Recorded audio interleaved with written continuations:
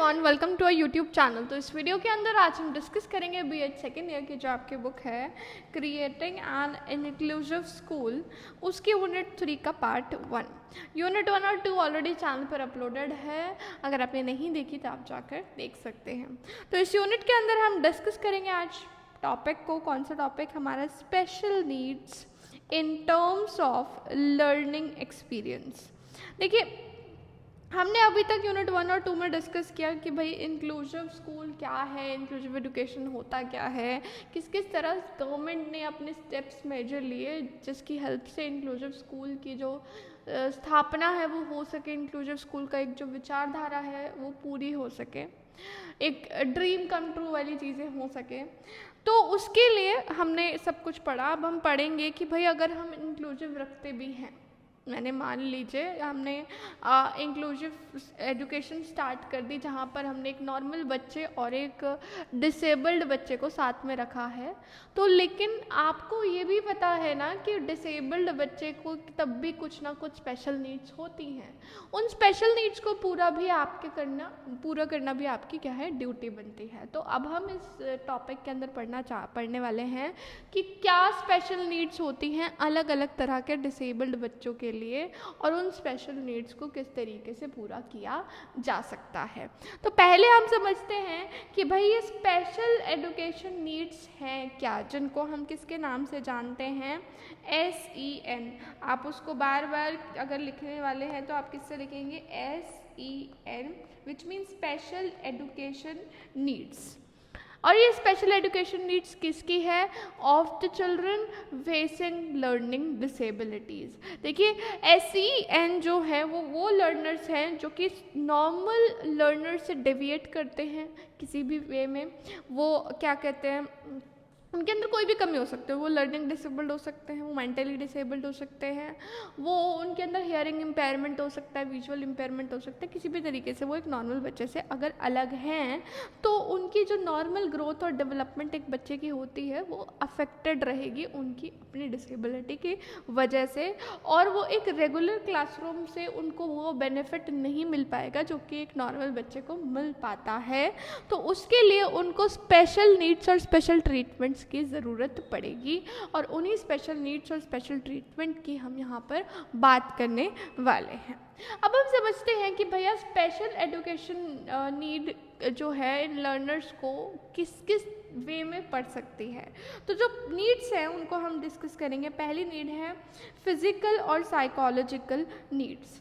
देखिए, अगर मैं SEN की बात करूँ, उनको कोई भी तरह की इम्पेयरमेंट है, चाहे वो विजुअल इम्पेयरमेंट है, चाहे वो ऑर्थोपेडिकल इम्पेयरमेंट है, मतलब उनका जो मोटर ऑर्गन्स है वो काम नहीं कर पा रहे हैं, तो उनको क्या होगी, उनको ज़रूरत होगी किसकी, फिज़िकल सपोर्ट की। अब भाई उनको अगर दिखाई नहीं दे रहा है तो फिज़िकल सपोर्ट की ज़रूरत होगी, आप उनका साथ देंगे तभी वो आगे चल पाएंगे, बुक्स रीड कर पाएंगे, है ना, नहीं तो वो नहीं कर पाएंगे। अगर उनकी कोई भी बॉडी पार्ट अगर कुछ खराबी है किसी भी बॉडी पार्ट में तो उनको फिज़िकल सपोर्ट की ज़रूरत पड़ेगी ही पड़ेगी। तो उनके सपोर्टिव डिवाइसेस उनके पास होनी चाहिए जो कि उनकी एजुकेशन को और बेटर बना सकें। एंड ये असिस्टिव और सपोर्टिव डिवाइस जो है वो उनको स्कूल में एडजस्ट करने में हेल्प करेंगी और स्कूल की एक्टिविटीज़ को पूरा करने में मदद करेंगी। जैसे कि एक लो विजन का अगर बच्चा है तो उसको चश्मे की ज़रूरत है, तो चश्मा उसका वो डिवाइस है जो उसको मदद कर रहा है ना। मैग्नीफाइड ग्लास की ज़रूरत है ताकि वो बुक को पढ़ पाए। एक ब्लाइंड लर्नर को ब्रेल बुक्स की ज़रूरत है जहाँ पर वो हाथ लगा के लेटर्स को फील कर पाए और फील करके वो समझ पाए that this letter is A, right. तो इस हियरिंग इम्पेयरमेंट की बात करें तो उसे हियरिंग मशीन की ज़रूरत पड़ेगी ताकि वो सुन पाए। तो इस तरह से हर तरह के लर्नर की जो ज़रूरत है वो डिफरेंट होगी, हर तरह के डिसेबल्ड बच्चे की ज़रूरत अलग होगी। प्लस इनकी साइकोलॉजिकल नीड्स भी होंगी। साइकोलॉजिकल नीड्स मतलब अब ऐसे बच्चे का क्या होता है, साइकोलॉजिकली वो स्ट्रांग नहीं होते। क्यों? क्योंकि वो अपने पर भरोसा नहीं रख पाते हैं, उनका सेल्फ एस्टीम बहुत लो होता है। तो साइकोलॉजिकली हम उनको उनकी साइकोलॉजी के साथ खेलकर, उनके माइंड के साथ खेलकर उनको स्ट्रांग बना सकते हैं, उनको मोटिवेट कर सकते हैं सीखने के लिए। Then comes the social needs. भैया अब ह्यूमन एक सोशल एनिमल है, हम समाज के जानवर ही हैं एक तरीके से, और समाज में रह रहे हैं तो भाई समाज की ज़रूरतें भी होंगी, है ना। अब वो नीड्स हैं कि हमारी सेल्फ रिस्पेक्ट हो, है ना। हर एक इंसान चाहता है कि उसकी सेल्फ रिस्पेक्ट हो, उसकी एक समाज में जगह हो, उसकी वैल्यू हो, और वो वैल्यू वो जगह एक इम्पेयर्ड बच्चा भी चाहता है। तो भैया जो इम्पेयर्ड बच्चे हैं, चाहे वो विजुअली इम्पेयर्ड हैं, चाहे वो आपके जिनको कान सुनाई नहीं देता, हियरिंग इम्पेयरमेंट है किसी के अंदर, तो हर तरह का बच्चा चाहता है कि उसको एक रिस्पेक्ट मिले समाज में, और वो रिस्पेक्ट उसकी सोशल नीड के अंदर आती है। So it is very important कि उनको पॉजिटिव इंटरेक्शन मिले हर बच्चे के साथ, एक नॉर्मल स्टूडेंट के साथ भी, ताकि उनकी जो सोशल नीड्स हैं, उनकी ज़रूरतें, जो सामाजिक ज़रूरतें हैं, वो भी पूरी हो सके। Then comes the educational needs. फिर उनकी आती हैं एजुकेशनल नीड्स, जो कि बहुत इम्पॉर्टेंट है, क्योंकि एजुकेशन नीड्स पूरी करने के बाद ही वो अपनी लाइफ में कुछ कर पाएंगे, राइट। तो उनके लिए एक प्रोविज़न होना चाहिए जो उनको प्रॉपर गाइडेंस, उनको काउंसलिंग दे पाए। उनके लिए प्रॉपर स्पेशलाइज्ड टीचर्स होने चाहिए जो उनको एडुकेट कर पाएँ। उनके लिए एक करिकुलम जो है वो मॉडिफाइड फॉर्म में यूज़ होना चाहिए। करिकुलम को इस तरह से मॉडिफाई किया जाए कि उनकी ज़रूरतों को पूरा कर सके, और इसमें इनोवेटिव टीचिंग प्रैक्टिसेस का हमें यूज़ करना चाहिए। क्लियर। तो भैया अब हमें क्या करना है, इनकी नीड्स को पूरा करना है। देन कम से इमोशनल नीड। इमोशनल तो बहुत ज़्यादा सपोर्ट चाहिए होता है ऐसे बच्चे को। एक नॉर्मल बच्चे को ही इमोशनली कितना सपोर्ट चाहिए होता है आप लोग जानते हैं। तो समाज में एक लेवल पाने के लिए, एक इज्जत पाने के लिए उनको इमोशनली सपोर्ट चाहिए रहेगा। उनको सेल्फ एक्सेप्टेंस चाहिए कि उनको एक्सेप्ट किया जा रहा है, वो खुद को भी एक्सेप्ट कर रहे हैं कि नहीं उस तरीके से। नहीं तो क्या होगा, बच्चा खुद को ही एक्सेप्ट नहीं कर पाएगा, मेरे में तो कमी है, मैं तो नहीं कर पाऊँगा या नहीं कर पाऊँगी। तो इस तरह के विचार बच्चे के मन में ना आए, उसको इमोशनली हमें उसको सपोर्ट देना है। इमोशनल सपोर्ट बहुत ज़रूरी है अगर हम चाहते हैं कि इस तरह के बच्चे की प्रोग्रेस हो सके, वो आगे बढ़ सके, है ना। एक नॉर्मल लाइफ में ही इमोशंस का इतना बड़ा रोल होता है। अगर इमोशनली एक बच्चा वीक होता है तो वो हर चीज़ में पीछे रह जाता है, क्योंकि इमोशनली वीक होने की वजह से उसका सेल्फ एस्टीम डाउन चला जाता है, जिसकी वजह से वो अपने हर काम में पीछे हो जाता है। Then comes the vocational need. सिर्फ पढ़ाई के किताबी कीड़ा बनने से उनका कोई काम नहीं होगा, उनको और अदर सपोर्ट्स की ज़रूरत पड़ेगी, ट्रेनिंग की ज़रूरत पड़ेगी, और किसी भी मतलब अपनी लिविंग चलाने के लिए, ज़िंदा रहने के लिए, अपने आप की ज़रूरतें पूरी करने के लिए, अपने परिवार की ज़रूरतें पूरी करने के लिए उनको वोकेशनल नीड की भी ज़रूरत होगी, ट्रेनिंग की ज़रूरत होगी। तो स्पेशल वोकेशनल प्रोग्राम्स बनाने चाहिए ताकि वो इंडिपेंडेंट बन सके अपनी लाइफ के अंदर, और इंडिपेंडेंटली काम कर कर अपनी ज़रूरतें पूरी कर सके। क्लियर। अब हम एक एक करके समझेंगे हर तरह के बच्चे की क्या अलग नीड होती है। बात करते हैं विजुअली इम्पेयर्ड चिल्ड्रन की। देखिए, आपको एक की भी अगर अच्छे से नीड समझ आ गए और पॉइंट समझ आ गए कैसे लिखने हैं, तो आप हर एक का लिख पाएंगे।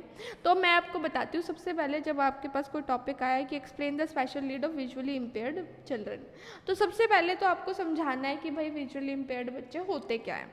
ठीक है, तो आप उसको एक्सप्लेन करोगे। एक्सप्लेन किसको करोगे? The topic. ठीक, टॉपिक के बारे में क्या है। फिर आप बात करेंगे किसकी? एडुकेशनल नीड की। जो अभी हमने ये सारी नीड्स पढ़ी, उनको educational need, physical need, social need चाहिए होती है, वो सब हम बताएंगे उनको। एडुकेशनल नीड आपका सबसे मेन टॉपिक है, क्योंकि बीएड में हमें मेन है टीचिंग से मतलब। तो एडुकेशनल नीड में आप क्या क्या बता सकते हैं कि ऐसे बच्चों के लिए आप कौन सा तरह का टीचिंग मटीरियल यूज़ करेंगे, ऐसे बच्चों के लिए आप क्या क्या एक्टिविटीज़ करवा सकते हैं जिससे बच्चा इम्प्रूव हो एडुकेशन के अंदर, है ना। उसको आप किस किस चीज़ के थ्रू, किन डिवाइसेस का यूज़ करके आप उन्हें पढ़ा सकते हो, कौन सी ट्रेनिंग दे सकते हो, है ना। और इस तरह से अगर आप उनके एडुकेशन नीड को समझाएंगे, और फिर आप बताएंगे कि टीचर का क्या रोल है ऐसे बच्चों के साथ, टीचर के काम करने से कैसे इम्प्रूवमेंट हो सकती है, तो आप इस तरह के पॉइंट्स बना के अपना आंसर लिखेंगे। तो पहले हम समझते हैं विजुअली इम्पेयर्ड का। तो पहले आपने बता देना है विजुअली इम्पेयर्ड बच्चे क्या होते हैं। ये वो बच्चे हैं जो कि टोटली ब्लाइंड भी हो सकते हैं, मतलब जिनको पूरी तरह ही ना दिखता हो, या फिर कुछ होते हैं जो पार्शली साइटेड होते हैं, जिनको कुछ नज़र आता है और कुछ ना नज़र आता है, और कुछ होते हैं जिनका लो विजन होता है, कम नज़र आता है। एंड कुछ होता है जिनकी एक आँख चलती है, एक आँख से उन्हें दिखाई देता है पर दूसरी आँख से उन्हें दिखाई नहीं देता है।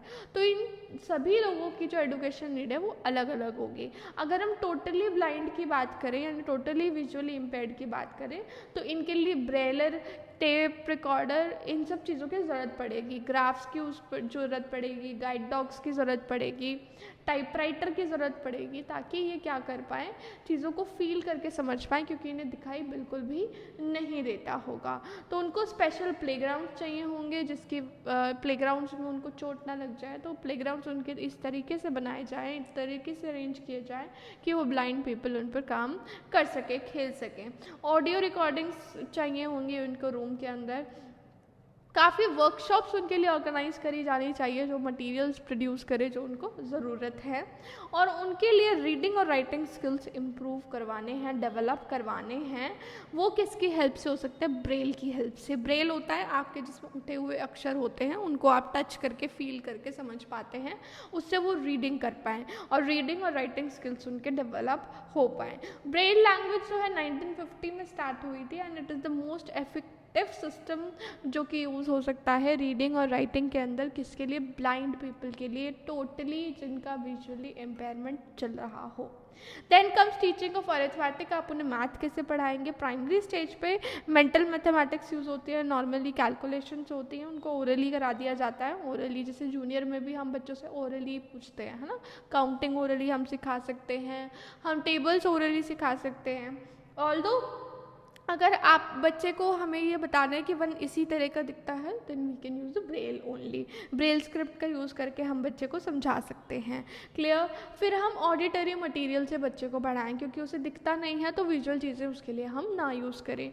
तो इस तरह की आपको चीज़ें बतानी हैं जिनको कर कर आप इस तरह के बच्चे की नीड्स को पूरा कर सकते हैं।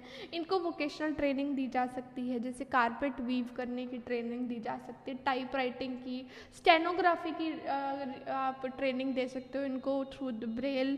म्यूज़िक की ट्रेनिंग दी जा सकती है ना। और इनको हम हर तरह की ट्रेनिंग प्रोवाइड कर सकते हैं which comes under vocational training.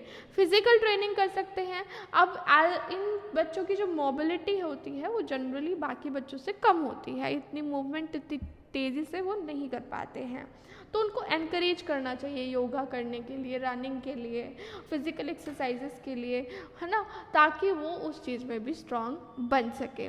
Clear? इनके लिए एक करिकुलम अच्छे से डेवलप होना चाहिए जो इनको हेल्प कर पाए, और शेल्टर्ड वर्कशॉप्स होनी चाहिए, एक ट्रेनिंग सेंटर्स होने चाहिए जहाँ पे हर इस तरह के सभी बच्चे आके इकट्ठे ट्रेनिंग करें, वोकेशनल ट्रेनिंग उनको दी जाए, इमोशनल सिक्योरिटी मिले, उनको वो एडजस्ट कर पाए, ऐसा उनको एनवायरनमेंट दिया जाए। पार्शली ब्लाइंड की बात करें तो इनके लिए हम training of site saving techniques use कर सकते हैं। मतलब इनको ट्रेन किया जाता है कि इनके जो बाकी के सेंस ऑर्गन्स हैं ये उसमें और स्ट्रॉन्ग हो जाएं, जो कि पार्शली ब्लाइंड होते हैं उनके बाकी सेंस ऑर्गन्स को स्ट्रॉन्ग बनाया जा सकता है, और इतना स्ट्रॉन्ग बनाया जा सकता है कि वो बाकी के सेंस ऑर्गन का यूज़ करके अपने नॉर्मल लाइफ को एक मतलब अपनी एक लाइफ को नॉर्मल पर्सन की तरह जी सकते हैं। ये चिल्ड्रन जो हैं इनको लेटर्स नहीं दिखाई देते, जिनका साइज़ जो है वो 12 पॉइंट से छोटा होता है। बुक्स के अंदर 10 पॉइंट से छोटा जो होता है वो लेटर ये नहीं देख पाते, तो इनको बुक को अपने बिल्कुल आँखों के पास लाना पड़ता है। इस रीज़न की वजह से they rely more on the auditory organs, तो उनके जो सुनने वाले ऑर्गन्स हैं वो उस पर ज़्यादा विश्वास रखते हैं और ज़्यादा डिपेंडेंट होते हैं। तो इनके लिए आप टीचिंग मटेरियल यूज़ कर सकते हो, टॉकिंग सॉफ्टवेयर जो कि टेक्स्ट को ऑडियो में कन्वर्ट कर सकता है, रेडियो यूज़ कर सकते हो, टेप रिकॉर्डर यूज़ कर सकते हो, मैग्नीफाइंग ग्लास का यूज़ कर सकते हैं। ठीक है, ब्लाइंड वाले तो मैग्नीफाइंग ग्लास यूज़ करके कोई काम नहीं कर पाएंगे, क्यों? क्योंकि उनको कुछ दिखाई ही नहीं देता। इनको आप वोकेशनल ट्रेनिंग दे सकते हैं, इनके लिए स्पेशल अरेंजमेंट बनाया सकता है स्कूल में, टीचर बोर्ड लेटर्स का यूज़ करे ताकि बच्चे को नज़र आए, है ना। बुक्स जो दी जाए इनको वो लार्ज प्रिंट की दी जाए ताकि उसको आसानी से पढ़ने में मदद मिले, और टीचर बोर्ड पे लिखने की जगह और ज़्यादा चीज़ें बोल कर समझाए। तो ये सब चीज़ें अगर यूज़ होती है तो पार्शली ब्लाइंड बच्चे को हेल्प मिल सकती है। इसमें हम डिफरेंट टीचिंग मैथड यूज़ कर सकते हैं, जैसे कि ऑडिटरी क्यूज़ का यूज़ किया जा सकता है। आप विजन डिपेंडेंट मटेरियल अगर दिखा भी रहे हैं तो आप उनको वर्बलाइज भी करें, यानी बोल के भी बताएं, और रिटन इन्फॉर्मेशन को, पिक्चर्स को समझाने की कोशिश करें ताकि बच्चा